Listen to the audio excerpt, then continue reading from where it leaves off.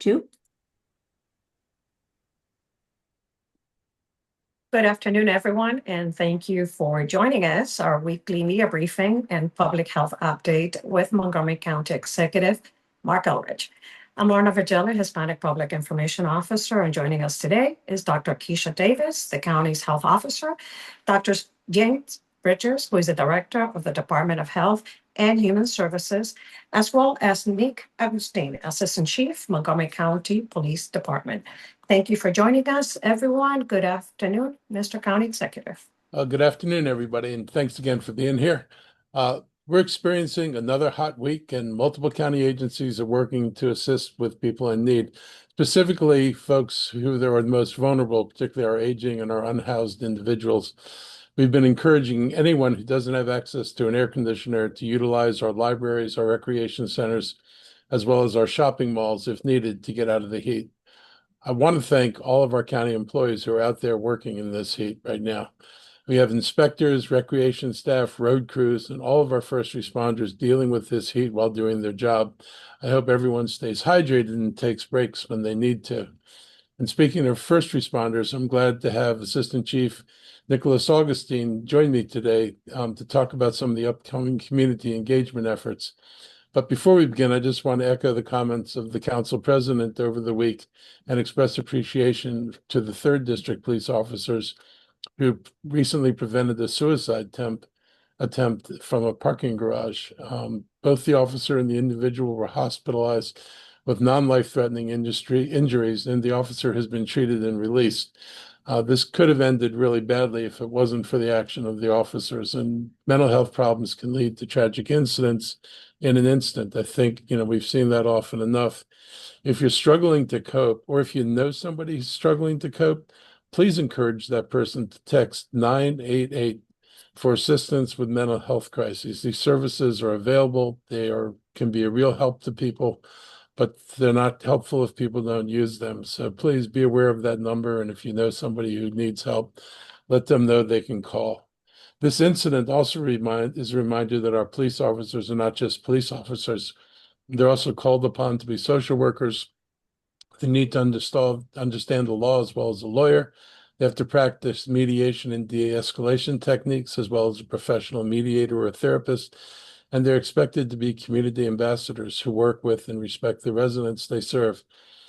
This is a tough job, and it's a multi-faceted job, and I don't think we always think about all the things we ask our officers to do. I've said repeatedly over my 6 years as county executive about how good a reputation MCPD has in this county and throughout our region. And I think that's because they're engaged, they listen, and they care about what's going on in our communities. And that gets highlighted, especially with events like next week's National Night Out. National Night Out is Tuesday, August 5th. It's an opportunity to meet with law enforcement and first responders who serve us. It's one of the busiest nights of the year with community groups, county departments, and neighborhood activists using the night to promote safety and unity. There are over 24 events happening in communities from Kentlands to the Caulfield's Community Center to the East County Regional Services Center to Olney. So the events are all over the place. Please feel free to come out, meet your officers, meet folks from our fire department as well, and meet other county agencies who are present at these events to just provide another opportunity to have interactions with our county residents. We have a lot to celebrate in 2025. After seeing 3 consecutive years of rising crime through 2023, we saw a 7% drop in 2024, and so far this year, we're down 13% in overall crime from the same period last year. That's good news, but we're not going to stop looking for more ways to continue to decrease crime. It's not like we've achieved our goal. Our goal is to reduce it as low as we can get it, and we're going to continue to work to do that. I want to thank MCPD for achieving and sustaining these decreases while also dealing with significant department vacancies. The department has implemented about 85% of the recommendations that were outlined in the Reimagining Public Safety Initiative that we first started tracking back in 2021. Another 11% of those recommendations made by the consultants after an independent review of the department are in the process of being implemented now. Within the last 18 months, There have been over 1 million calls to 911 for help. That keeps our officers busy, but we're also strategic in the ways we use technology to help our department cover such a large jurisdiction. We've launched the Real-Time Intelligence Center, which allows analysts to collect helpful information so it can be used by our officers in real time to respond to a situation. Our drone as a first responder program continues to expand and help more of our residents and officers in emergency and non-emergency situations. We also have our community to thank for helping us by granting us limited access when requested to more than 1,600 cameras that have been mounted in neighborhoods across the county for crime prevention purposes. This cooperation with our residents and businesses is really, really helpful because I think you read more than one story where an event has been captured on somebody's Ring camera and it helps identify the culprits, the vehicles they're driving, what they're wearing. And so it's an important thing, and it's great to have residents sharing in this effort to make sure we can get as much information about who's committing crimes as is possible. As compared to last year, property theft is down 13%, and motor vehicle thefts are down 25%. However, some crimes happen like clockwork. We see a rash of car break-ins every summer, and this summer is no exception. So please remind your audience not to leave valuables in their cars. Unfortunately, the DC region has been popular with car theft rings over the last few years, justifying our purchase of more license plate readers to help us identify stolen cars in our area, because they often use a stolen car to commit a crime. That makes much more sense than using your own car to commit a crime if the car gets identified. So having these cameras has helped us pick up on cars that are driving the streets by people who've stolen them and possibly looking for more opportunities. And they are a very useful tool for us to have in our arsenal here. DUIs are another crime that rise with the season. This is one of those seasons. We have more officers on the road right now that are looking for signs of intoxicated drivers. The special enforcement began around Memorial Day and has resulted in more than 900 traffic stops and 127 DUI arrests. To talk more about these efforts, I'm going to turn this over now to Assistant Chief Nicholas Augustine. And thanks for being here. Thank you, County Executive. On Tuesday, August 5th, communities across the country will take part in National Night Out. It's a nationwide initiative to promote police-community partnership and neighborhood unity. It's an evening where residents step outside, turn on their porch lights, and gather with neighbors and local law enforcement to strengthen the relationship that help make communities safer. National Night Out is not about just block parties. It's about building trust, having conversations, and showing that we're united in keeping our neighborhoods safe. When residents know their neighbors and know the officers who serve them, it leads to better communication, quicker problem solving, and stronger communities overall. Our department is proud to support and attend over 20 events across the county this upcoming National Night Out. You'll see patrol officers, specialty units, public safety partners, and local leaders all coming together, not in response to a crisis, but to connect. And we invite everyone to take part. Thefts from auto and auto parts have historically been a crime affecting all parts of our county. So far in 2025, there have been over 2,800 thefts from autos across the county. This crime cannot be solved alone by the police department. We need the community's help. We remind everyone to lock up every time, even when parked at home. Don't leave valuables in sight. Remove key fobs and spare keys. Park smart. Choose well-lit, busy areas, and avoid isolated lots and dark streets when possible. Also, don't leave your car running unattended. Montgomery County Police will continue to deploy extra patrols in areas experiencing higher rates of auto-related crimes and provide community alerts through social media and community meetings to keep you informed of patterns or suspect descriptions. Also, a program that we've had now for a couple of years, we invite the community to participate in our Etch and Catch program. Etch and Catch provides free etching of catalytic converters. We have an Etch and Catch event coming up soon on August 17th from 8 to 12 at Fitzgerald Subaru and Hyundai in North Bethesda. You can visit our social media sites to how to register, or you can contact our 2nd District station at 240-773-8727. We also want to remind the community about our security camera rebate program.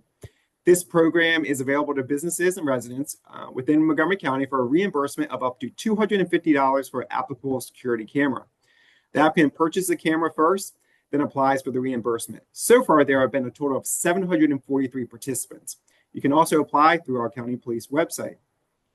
In 2024, 24% of the fatal collisions investigated by Montgomery County Police, the driver was impaired by alcohol and/or drugs. This summer, Montgomery County Police launched the Summer DUI Task Force. After 9 weeks, officers conducted over 950 traffic stops, which led to 134 impaired driving arrests.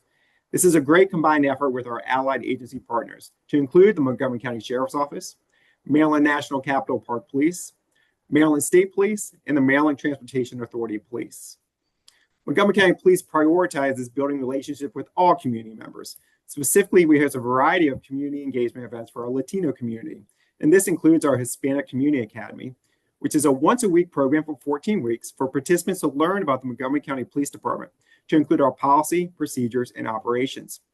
We also host a monthly virtual coffee with a cop with our Latino liaison. This is a 1-hour bilingual conversation that allows our residents to meet and speak with officers, discuss community safety topics, and learn about the department initiatives and available resources. And another initiative we have is our Latino Liaison Committee, which meets monthly on the third Thursday.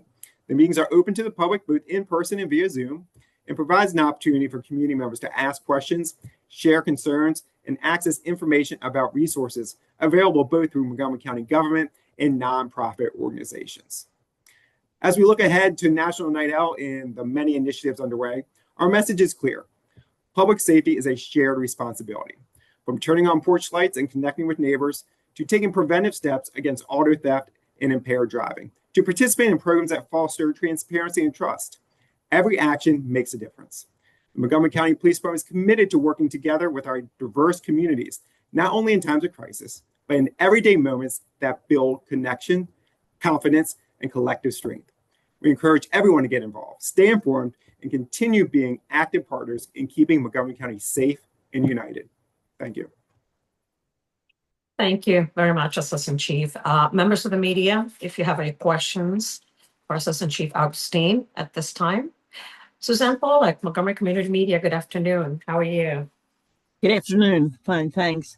Assistant Chief, I was wondering, have you noticed any less reporting or calls or anything different since the threat of ICE, and have people been less cooperative? I just wondered if you noticed anything. Sure. Thank you for that question. We have not noticed, a difference in call volumes or cooperation with the community. I really think that is due to our proactive outreach to the community. In our policies about our interaction with federal authorities. So having that message out there, providing it on social media, building that level of trust over many years that we've had policies about immigration enforcement, but really emphasizing that to our community and reassuring them when they contact us, and as well as other nonprofits that contact us about immigration enforcement, we're truthful about it and let them know what involvement Montgomery County Police have, which is none, but also let them know whether it was Montgomery County Police involved in a separate type of incident or whether or not it was immigration enforcement by a federal authority. Thank you. Thank you, Suzanne. Members of the media, any other questions for the Assistant Chief this afternoon? No more questions? Well, Assistant Chief, thank you so much for joining us today. You can remain on the media briefing or you can depart if you need to. Mr. County Executive. Thank you, Assistant Chief Augustine, for being here today. And I appreciate always the police coming on and helping us talk to the community about what the efforts we're making. I also want to invite everyone to promote, cover, and encourage National Night Out participation next Tuesday, August 5th. It really is a great opportunity to meet the men and women, not just in the police department and fire department, but across our whole county government. And some events are registered at a website that is natw.org, the National Night Out website, but you may find events popping up in social media or through a flyer or by word of mouth. So there's lots of stuff going on, plenty of opportunities for people to go out and meet some of our first responders, and hopefully people will take advantage of that. In the last month or so, the county's worked with its partners to help us close to help us add close to 400 affordable housing units to the county's supply. First, there's the Allium Place in Wheaton. We opened up nearly 200 units, and this week we're celebrating the opening of close to 200 units in the residences at Forest Glen. This complex, built by MHP and some of our other great partners, is for the residents earning less than 60% of area median income. In many cases, when a new apartment complex is approved, developers are required to set aside 15% of the units as affordable. This project is like the Allium, is a project where almost everything, 100% of the units, are considered affordable. This is a win for working families, teachers, healthcare workers, and retail industry workers. When we devote public money to housing, this is what we should be trying to accomplish. We want Montgomery County to be enjoyed by people of all income levels, not be priced out of living here. This is far from the last effort to create more affordable housing either. The Chimes of North Bethesda will create another 163 affordable units in the near future. We've also committed tens of millions of dollars over the next few years to help develop a multifaceted project in Wheaton that will create 39 townhomes and 320 multifamily units, as well as new office space and the Cultural and Arts Center along George Avenue. We're also getting money from the state to help support the start of this project, and we're in the planning stage, but it won't be long before construction and the grand opening associated with this project as well. Before we get too far ahead of ourselves, though, let's celebrate what we've accomplished. Forest Glen is modern, it is dignified, and allows more of our neighbors to remain right here in the community. I want to thank MHP and the nonprofits like them that worry about everyone being able to find a place to call home in Montgomery County. MHP was able to use a federal tax break obtained through the state to help make the math work on this project. I want to thank State Housing Secretary Jake Day for coming down for the event. They've been great partners for us, and I'm always happy when they show up for things in Montgomery County. And speaking of math, I continue to appreciate the production of our housing team led by Dr. Bruton. They continue to deliver these projects efficiently and create more affordable housing units as quickly as we can. They help us spend our limited resources wisely. Sometimes it's hard to see old buildings go, and this building rose on the bones of a 72-unit apartment that had fallen into serious disrepair. But in this case, the condition of the complex allowed us to justify building something new and designing more units than were there before.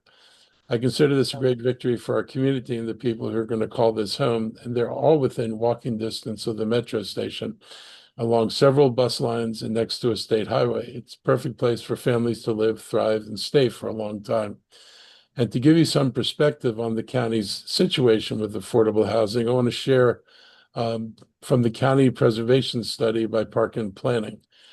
This chart shows the number of naturally occurring affordable housing units that existed in 2000 and where we're projected to be by 2030.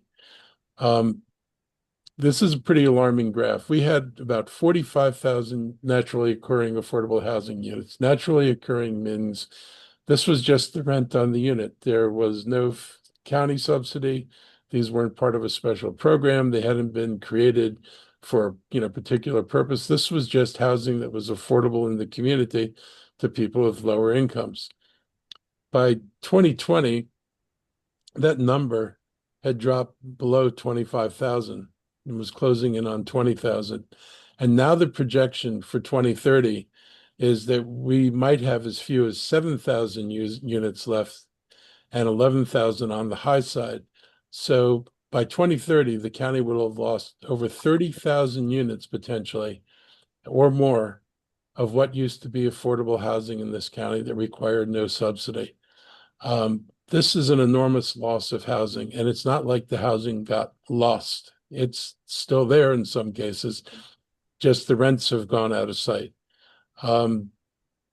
These units were lost basically because we didn't have rent stabilization earlier in the county. We should have done this like DC did years ago. We would have been able to protect these units and to keep them in the affordable supply. Instead, the load falls on the county to figure out how to build more units at a far greater expense than it would have taken to preserve the units that exist. So this is in a way a self-inflicted wound. Not paying attention to what we knew the trend was going to be about the loss of the housing has made it very hard for us to keep pace with the affordable housing demands in the county. And a lot of people say, well, this is a lot of new people coming here who need more affordable housing. This is housing we actually had. Had we kept it, a lot of people would have been able to take advantage of this housing without requiring special programs from the county. So there's a cost when you make decisions like the ones we've made in the past, unfortunately. On a brighter note, I want to thank the leaders of X Energy for developing the future of zero emission and doing it here in Montgomery County. The company is a leading developer of advanced small modular nuclear reactors. It uses proprietary fuel technology that's designed to be simplified and modular and deliver reliable zero carbon and affordable energy. It's also designed not to have runaway chain reactions. What used to take an immense power plant that cost billions of dollars to produce, it is hoped that these plants will cost less money and be able to be created on smaller, decentralized sites. And the new small reactors are being designed so they can't have runaway chain reactions that pose the serious threat that exists with older reactors. This innovative approach expands the applications and markets for nuclear technology, driving enhanced safety, lower costs, and faster construction timelines. It is an intelligent way to meet the growing needs for energy-driven artificial intelligence.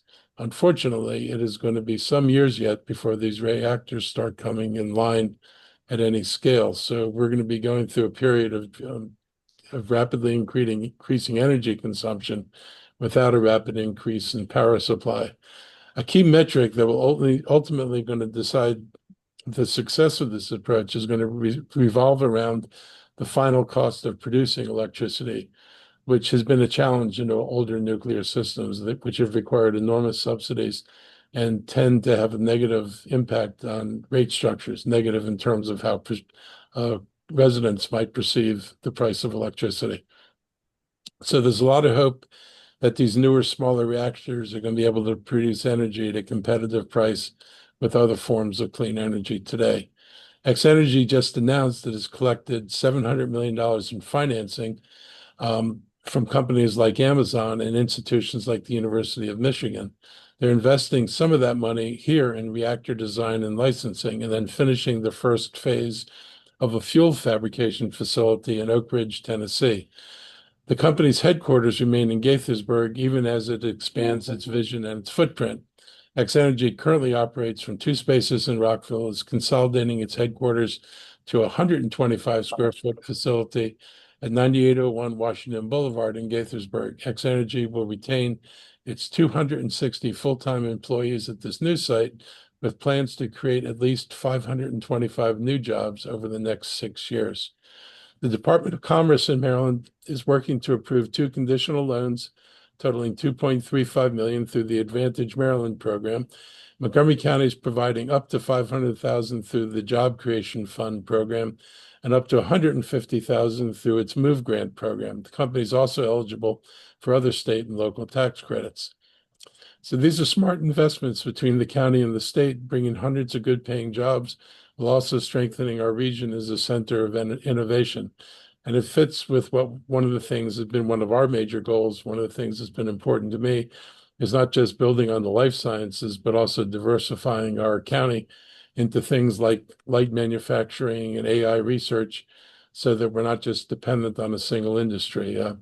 For a long time, were totally dependent on the feds, more or less, for the economy, and didn't pay much attention to local business because the federal hiring seemed to be secure and unchanging and pretty much recession proof. Well, those days are gone.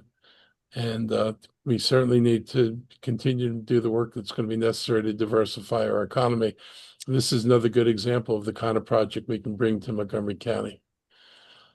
In the world of really bad news, I would say the EPA is under the Trump administration, I would say, has struck again. Right now, the Trump administration's EPA is moving to eliminate the federal government's ability to regulate greenhouse gas emissions under the Clean Air Act. This is a direct attack on decades of environmental progress. With this policy change, they're throwing out the 2009 endangerment finding, which is the legal foundation that lets the federal government regulate dangerous pollutants like methane, carbon dioxide from power plants, vehicles, and other industry. I will point out there has been no research done by this strange group of people. They indicate that there are not dangerous effects for human beings that come from methane and carbon dioxide, as well as other pollutants that come out of power plants. With that finding, the EPA is not going to be able to do its job. That job is protecting us from carbon pollution that's heating up our planet, poisoning our air, and making our weather more extreme and dangerous. Supreme Court decided back in 2007 that the EPA can regulate these pollutants under the Clean Air Act as long as they were a danger to human health and the environment. So with absolutely no evidence whatsoever, the EPA is now saying the climate pollution isn't a danger, and they don't need to regulate it anymore. For example, vehicles sold in Maryland overall have to be made to emit less carbon pollution because of the clean air regulations. The cars you buy could belch more carbon pollution if the Trump administration proposal succeeds. And when you tag onto that, his whole effort to not have wind power and not have electric cars only adds to the amount of pollution that's likely to be going into the atmosphere. So we're likely to get sicker. It's likely to endanger our health more. It's likely to bring back the days of code red and high levels of pollution in this hot summer in the DC area. All of this being done with no scientific basis at all. This policy announcement came as we were experiencing the consequences of climate change through record heat, massive floods, wildfires, and wild storms made worse by warmer oceans. We're witnessing how a warming planet impacts our weather pretty directly, and ignoring the measures to keep it from getting worse is only going to mean that people are going to wind up paying the price for this. The EPA administrator even said this is the, quote, most consequential day of deregulation. I would be ashamed of that if I was the EPA administrator. I would not be celebrating exposing the American people to increasing levels of pollution and dangerous chemicals as a good thing. It's actually a bad thing. And they mock the safety rails put in place over the last 15 years, and they're calling it the climate change religion.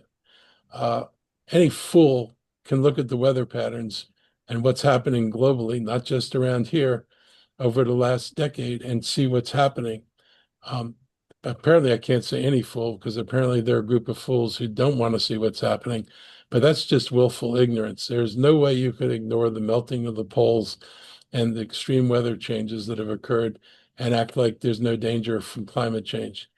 So it appears to me these are the folks who are following the reckless ideology, and they're not looking for public health or the environment. They're looking out to score political points at the expense of our air, our water, and our future.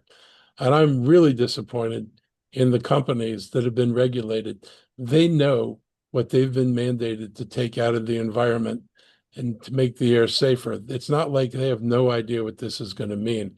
This is going to make them more profitable, and it's going to make people sicker. And the idea that the companies given the opportunity to go back to making people sicker, we're going to celebrate the decision that'll make that possible, is a really sad day in society.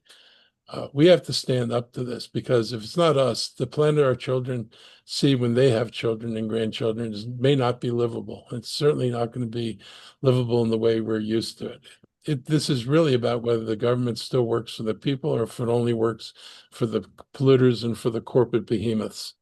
We can still use our voice to organize. Organizing is absolutely necessary. We have to be heard, and we have to find ways to reverse these insane policies before it's too late. Waiting to get rid of Trump and his kind after 4 years is not going to do it. And the dismantling of all these programs is going to make it even harder to put back together should the day come when we no longer have to live under this kind of regime. Before opening up to your questions, I'd like to give my health team a chance to share any updates they have, hopefully on brighter notes. Thank you, Mr. County Executive. Nothing additional at this time. I do want to echo your concern for our vulnerable populations in this heat. I think the heat wave is going to turn a corner tomorrow and into this weekend, but we continue to hear concerns about folks and have even seen some heat-related deaths. So want to make sure that we are checking on all of our vulnerable residents of all ages. Thank you, Dr. Davis. The only thing I would add, Mr. County Executive, is that in addition to our 988, our suicide intervention assistance support mechanism, we also have our crises, Montgomery County Crises Center. That number is 240-777-4000. And should individuals want to have in-person support, there is a walk-in services provided. The last thing I will state is that all the information that we have within the Department of Health and Human Services to support any health and human service needs, especially mental health, will be available during the National Night Out next week. So I encourage folks to come on out and participate and get information from our tables. All of our service areas will be there, from our aging and disability services to our behavioral health crisis services, our public health services, and Dr. Davis and Dr. Ashford's team will be there, as well as our children, youth, and families. So I'll end with that and turn it back over to you, Lorna. Thank you very much, doctors. Members of the media, if you have any questions regarding the topics addressed, and I see Suzanne again, go ahead, Suzanne.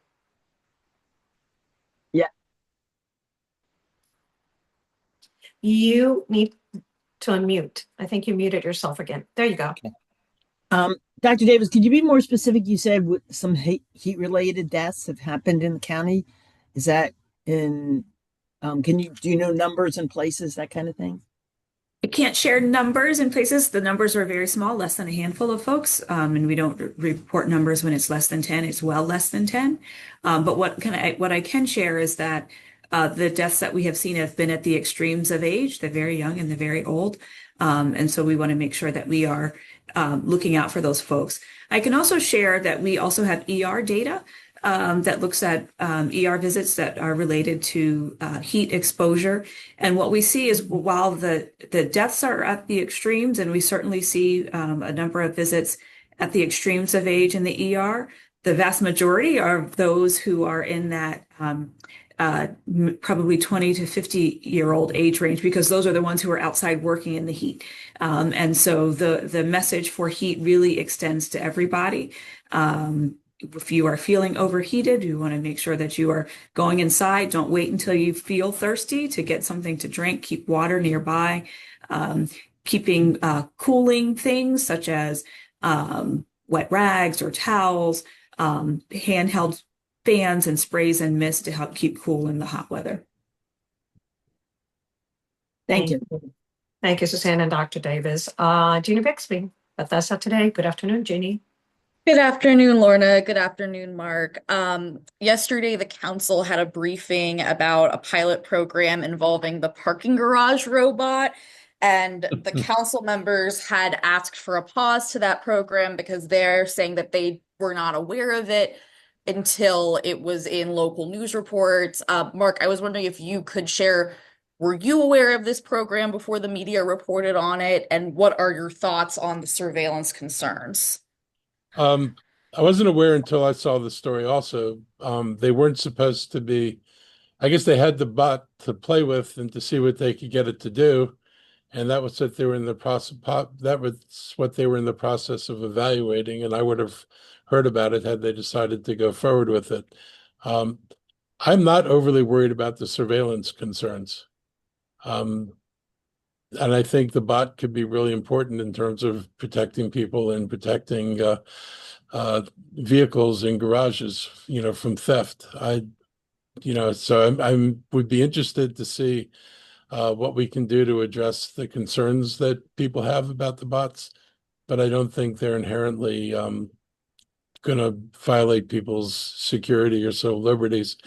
I think we made, adjustments how we do our cameras with our drones. Hopefully we can address their concerns here too. Gotcha. Some council members brought up yesterday some concerns about liability, like the robot, it appears, moves kind of slow, could potentially crash into vehicles. Are you concerned about that aspect of it? Well, I mean, that's just somebody's appraisal of what little they saw. I think I would be more interested in what kind of testing the company's done. I'm sure that this company, which is selling these robots, has tested them in live situations with vehicles and things. And we should certainly be able to get crash information from them or reliability information from the company. I don't think they'd be putting this out if there was a risk that this was going to cost the county a ton of money on accidents caused by the robot. So, I appreciate the concern. Hopefully we'll be able to address the answer. Okay, gotcha. Thank you. Thank you, Jeannie.